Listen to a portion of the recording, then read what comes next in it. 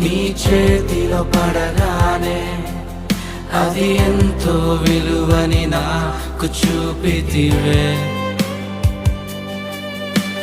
జీవమే లేని నాలోని జీవమును నింపుటకు నీ జీవితాన్నే తారబోసితివే.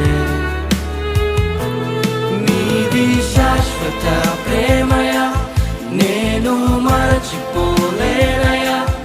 ఎన్ని యుగాలైనా మారదు. ఎండిన ప్రతి మోడును మరలా చిగురించును నా దేవుడు.